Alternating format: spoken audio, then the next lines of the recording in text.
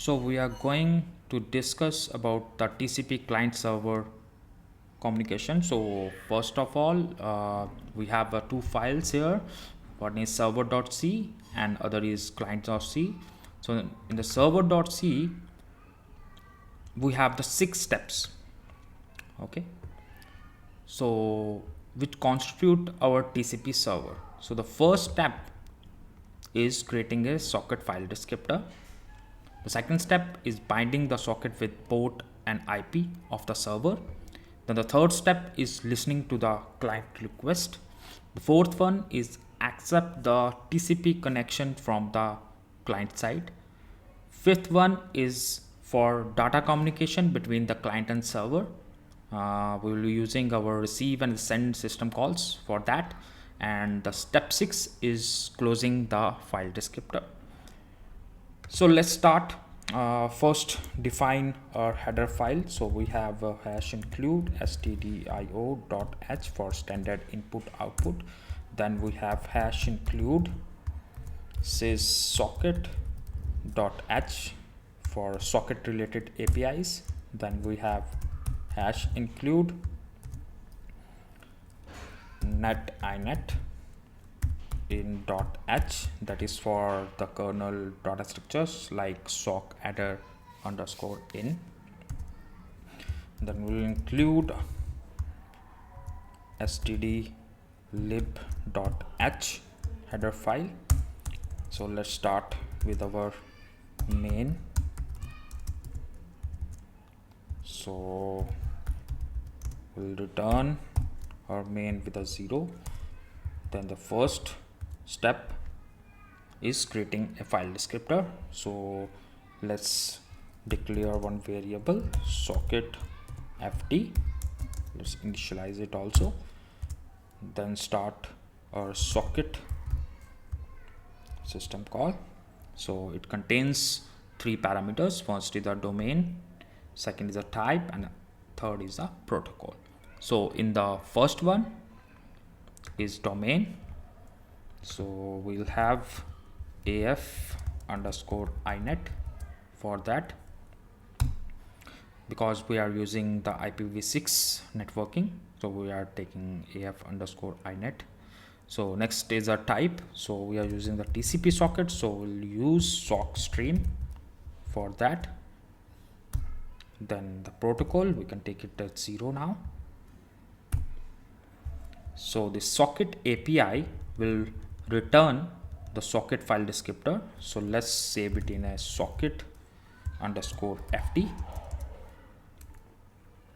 So this will create our socket under the name socket ft. So let's try out our second step, that is binding the socket with port and IP. For that we need one data structure, that is struct sock adder underscore in.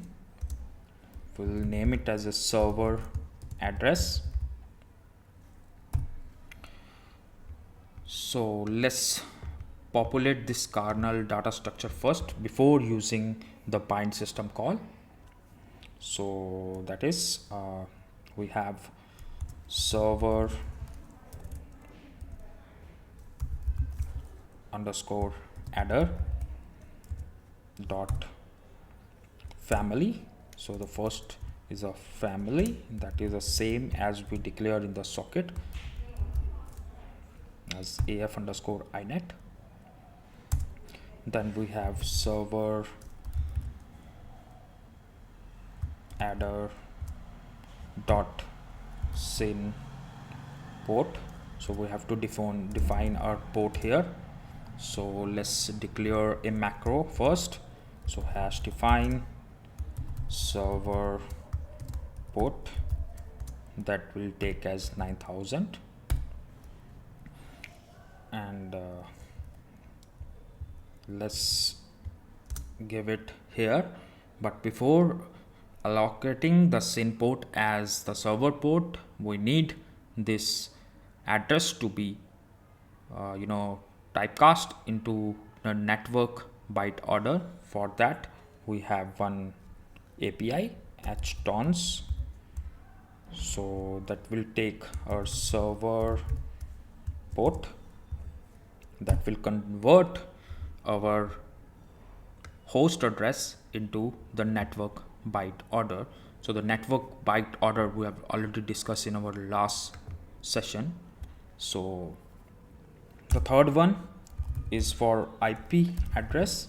So we have syn adder dot as underscore adder. So here we'll give the address of a local port. So that is in adder any. So this populates our kernel data structure that we will be giving to the bind system call. So let's try out the bind now. So bind, so we have 3 parameters here. First one is a socket file descriptor. The second one is a structure pointer for sock adder. The third one is the the size of this structure that we will be inputting to the bind. So the first is socket underscore ft. Then we'll have our address of server underscore adder. So for the kernel operation, we need to typecast this structure to struct sock adder, this one. Then the last parameter for bind is socket length. So we'll have a size of operator here. So we'll input struct sock adder here. So this completes our bind system call. So now till now we have our socket that is bind to 9000 ports and the local address. So the third step we'll have listening to the client request. So we'll be using the listen system call here. So next is a listen. So there are 2 parameters here. First one is a socket ft, and next is the total number of concurrent clients that this server will be listening on. So we'll define first the socket ft, and then we'll define here the listen backlog. So this macro we need to define. So let's have the macro here, listen backlog. So that will be 5. So we're taking 5 as a concurrent client connections that the server can hold. So our next step is step 4. So the step 4 is accept the TCP connection from the client side. We'll be using the accept system call here. So let's try out for the accept system call. So accept. Then we have the 3 parameters here. First one is a file descriptor. Second one is the struct sock adder pointer that will point to the client address. So when your client will try to connect with this server, it will fill the details of their port and IP to this structure, and then we have a pointer to the size of this structure. So we'll have 2 things here. First, we need to define a new sock adder underscore in structure, and we'll name it as client adder. That will save the client details in the server when it comes to accept. Then we have to calculate the length of the socket structure. So we have struct sock adder. Okay, so the first parameter is socket FD. The second parameter is the address of the client, where the client will save their data. We'll cast it again to the sock adder pointer. Then on the third parameter, we'll be giving the address of the length. So this accept call will return a new socket file descriptor that will be used by the client to communicate with the server.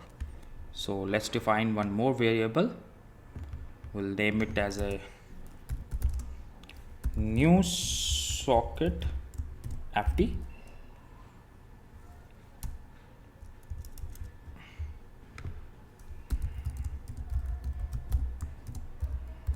And we'll initialize it at 0. Okay, then we'll have this new sock FD is equal to this.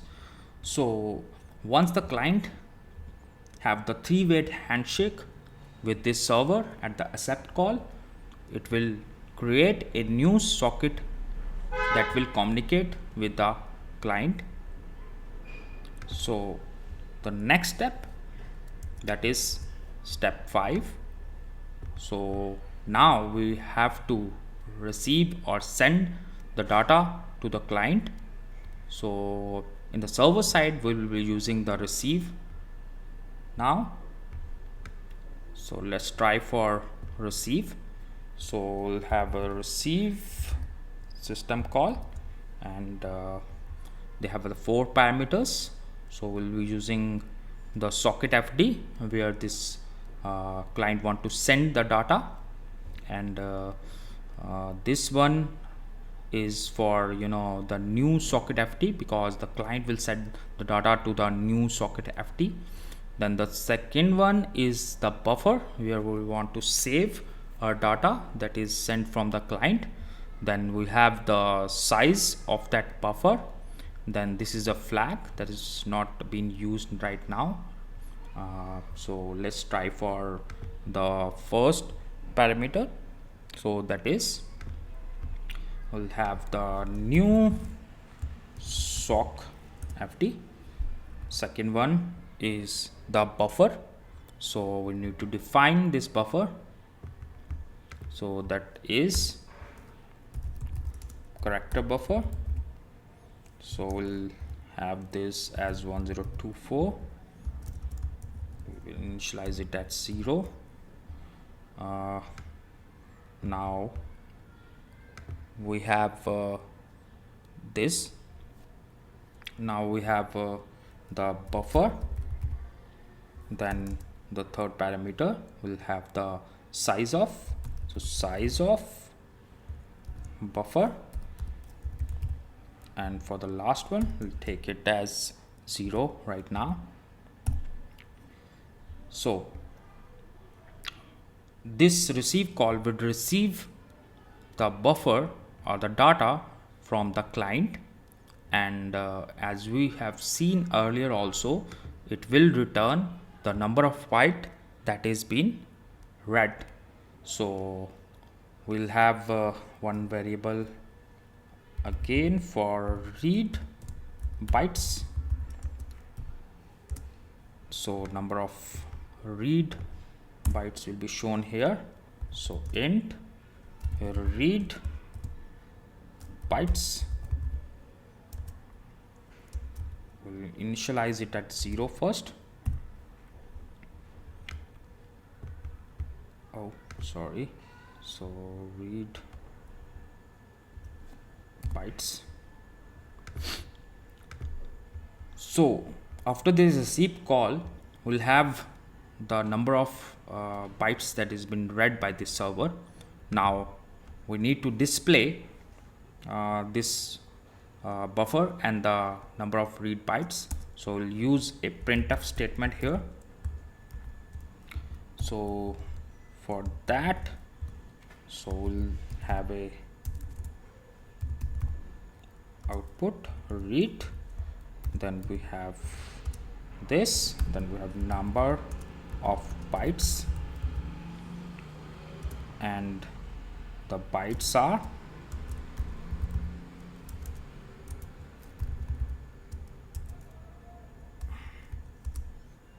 we'll have this as a string, then we have a next line, then the first one is read bytes, then the second one is buffer.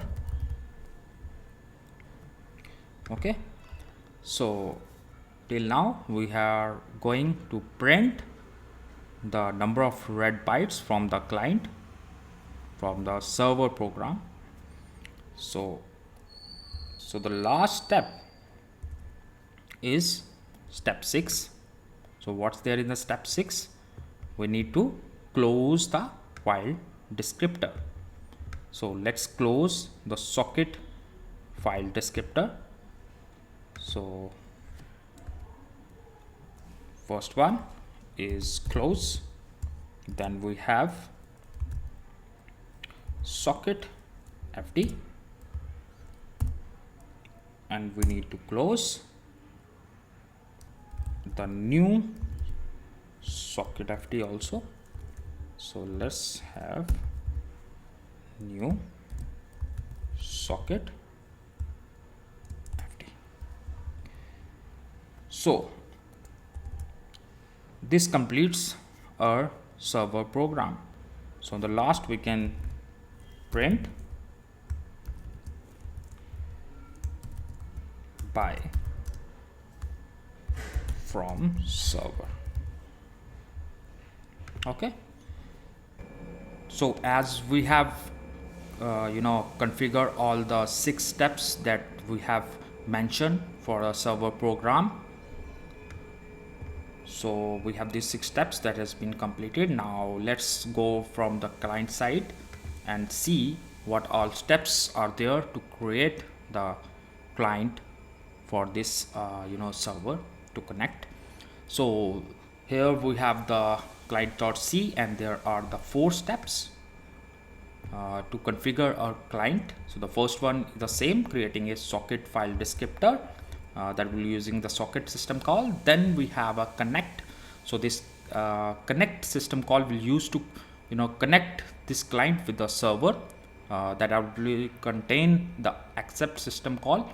So then we have the step 3 as receive and send for same data communication that we have already discussed in server also. And then the last one is closing the file descriptor. So let's start again with the client code. So we have the same includes.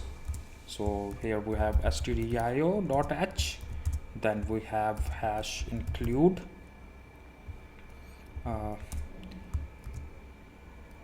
sys socket.h, then we have hash include net inet in .h, that is for the kernel data structure that we have to configure here also. So next we'll take stdlib.h. let's start our main for our client.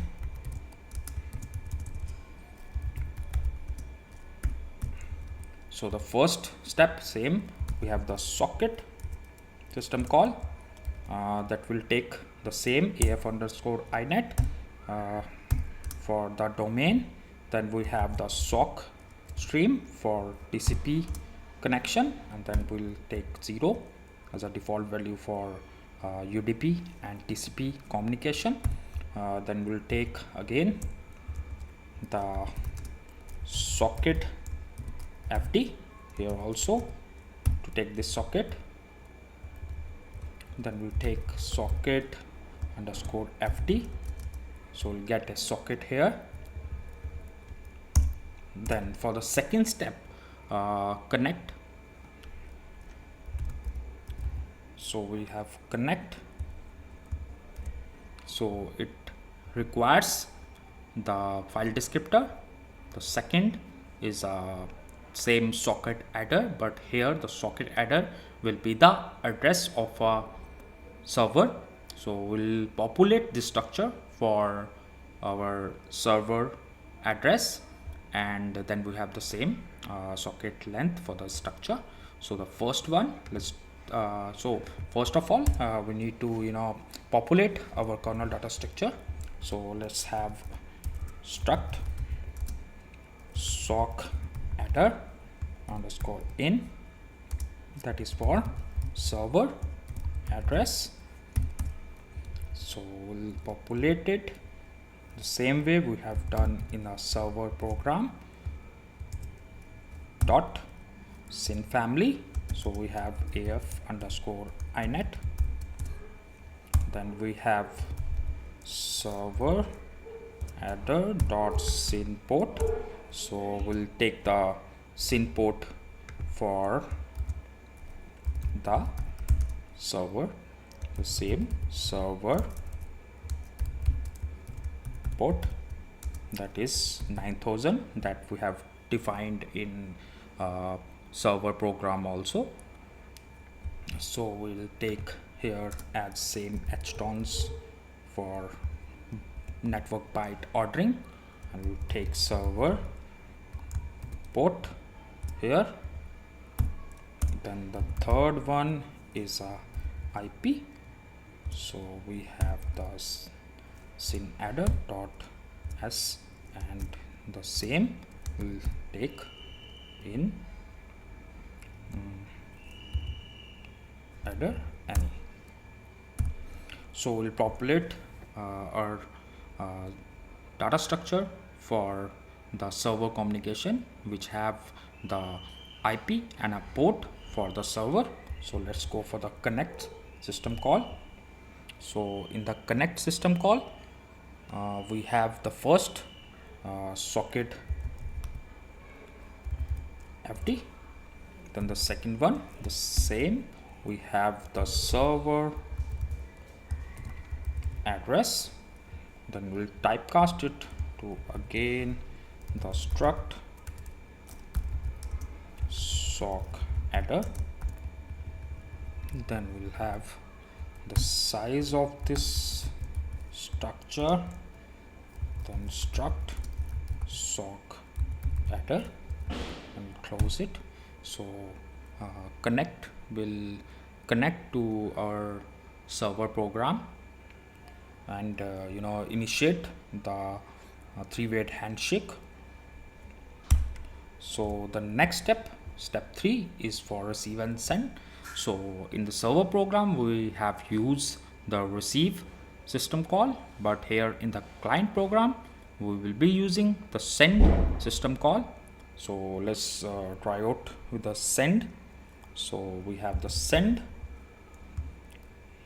system call, and it have 1 2 3 4 parameters. First one is socket FT, then is a buffer, then the size of the buffer, and then is a flag. So let's have this send. So we have socket FT, the same one, then we have the buffer, so we need to define our buffer. So we have character buffer, so we have taken 1024 in the server, so we'll taking here also. Then we have the buffer, so we have a buffer, then we have the size of buffer, then in the last we have the flag, we'll take it as 0 now, and the send will returns the number of bytes that has been sent to the server. So we'll have a variable for that also. So int write bytes. We'll initialize it at 0. Then we have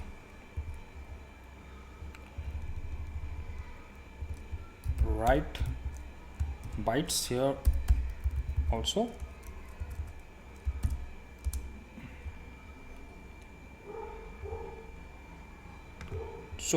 So as we are sending this buffer to the server, so we need to fill some data here. So let's have some data in this buffer. So we have string copy. So then we have the buffer.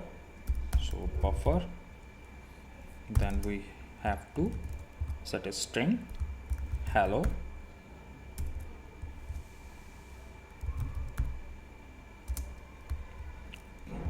client, hello server.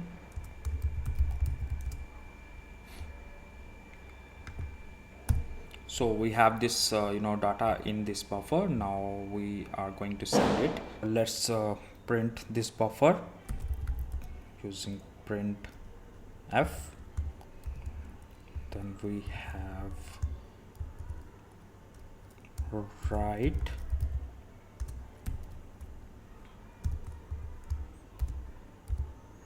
these bytes, and the bytes are %s, and then the next line, then we have the write bytes, then we have the buffer. Okay, now let's go to the fourth step, that is closing the file descriptor. So let's close our socket file descriptor, that is socket_ft. So let's save it. So we have completed all the steps for our client. So let's now compile our server and client program. Let's have a terminal. We have a client and server here. Let's compile the server first. So we have server.c. Okay, it got compiled, and we'll have a binary for the server. And now let's compile the client code. So client.c. Okay, we get some warnings here. So first one is for close.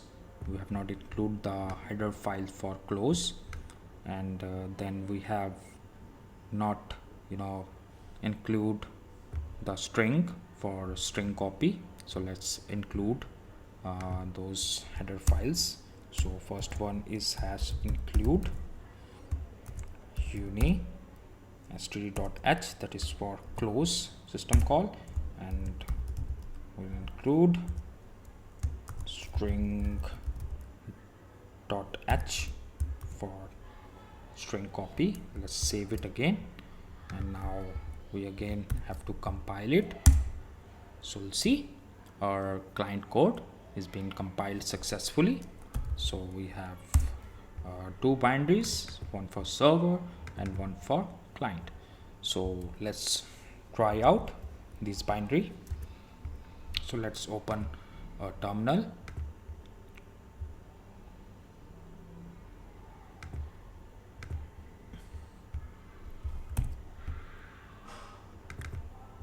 So we have one client side, and the next will have a server side. Okay, so it contains our server and the client binary. So let's invoke our server. So okay, so it's been spawned and it's been blocked on the accept system call that we have implement in our TCP server side. So let's go for the client side and see what happens. So let's compile the binary for client. Okay, so we get some data. So on the server side, I'm getting this string hello server, which is sent from the client to the server. So we have initialized the buffer to 1024, so it's here. But and here is the string from the client side. But this is not purely a server, because once the client connects with the server, once it receives some data, it calls the close. So our server should be continuously checking for the receive. So we need to have some you know checks on this server, so that it will spawn for a long time until the client will connect to that. So let's go again to our code for the server. So here is our server code. So what we have done here is here.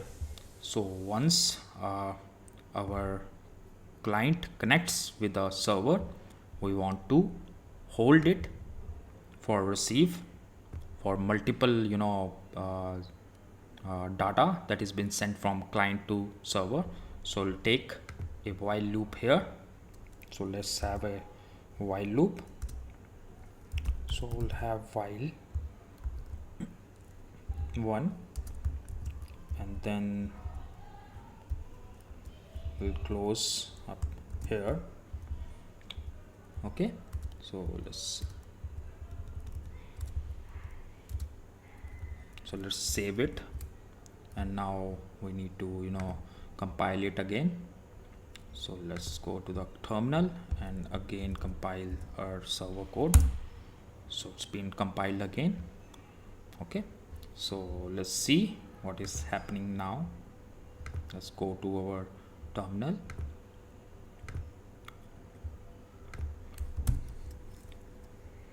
So let's spawn our server again.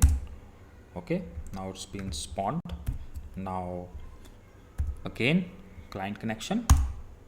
So what is happening here, let's stop this server. So we are reading 0 bytes, and the byte is the same that we are sending from the client, but it is repeating so many times.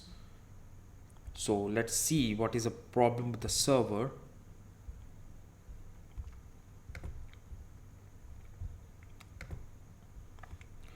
So we are getting the read byte as 0 multiple times.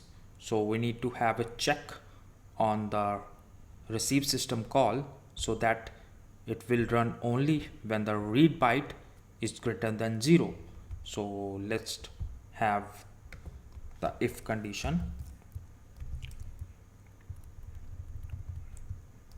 So if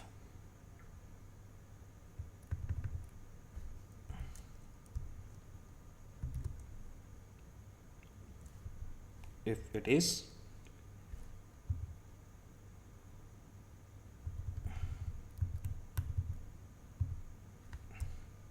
greater than 0,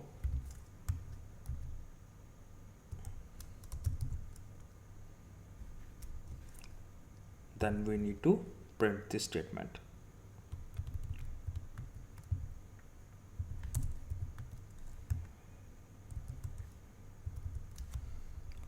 So let's save it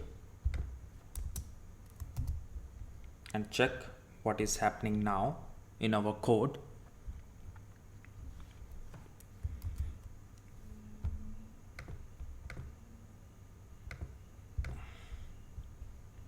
So let's clear it first. Then we need to compile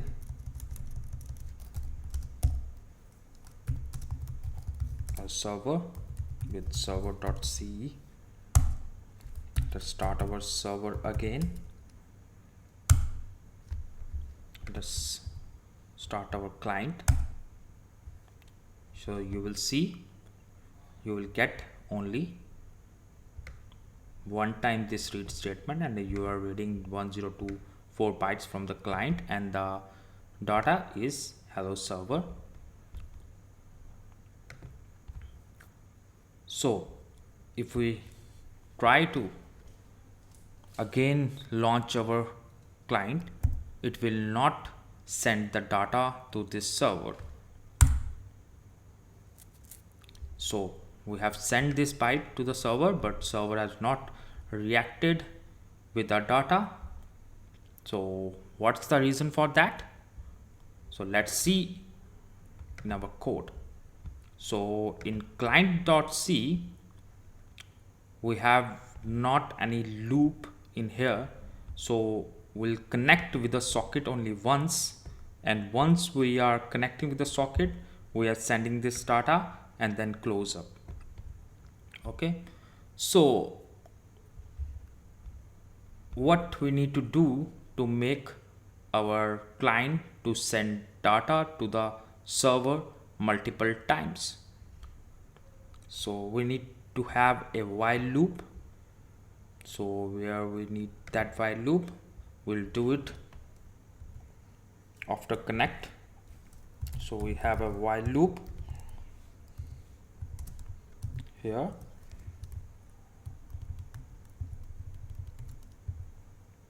Then we need to close this bracket, and we need to send this data again and again as we are using the while loop. So for sending, we are using the sleep for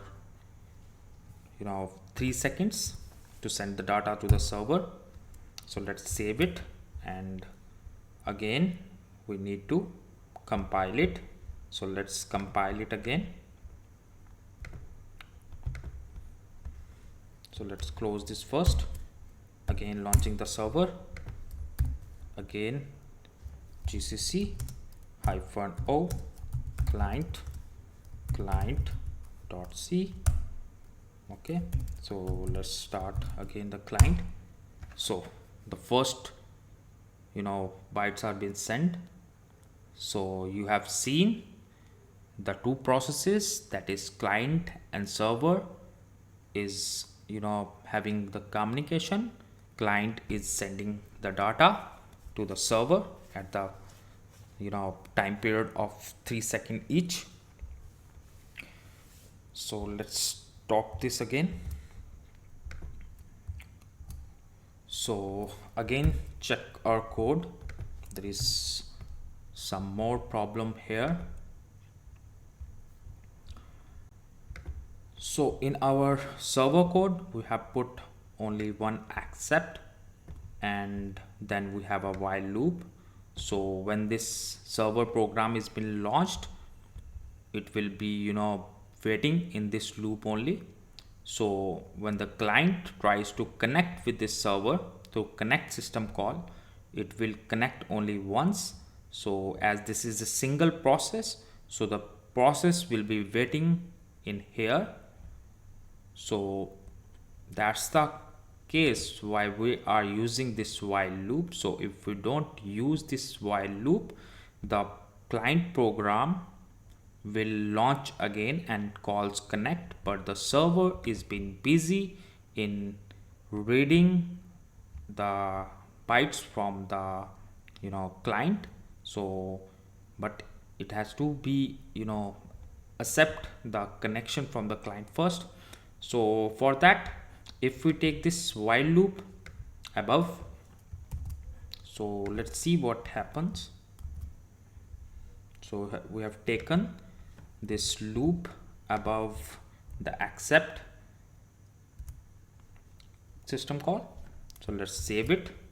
Again we are going to our terminal, and we are compiling our server now. So we have gcc -o server.c. so it's been compiled. Let's see here, and let's see for client.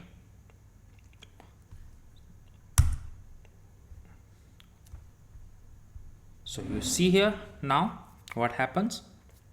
So the client is sending the data, but server is not there to receive it, because in the server side we have put the while loop on the top of the accept system call.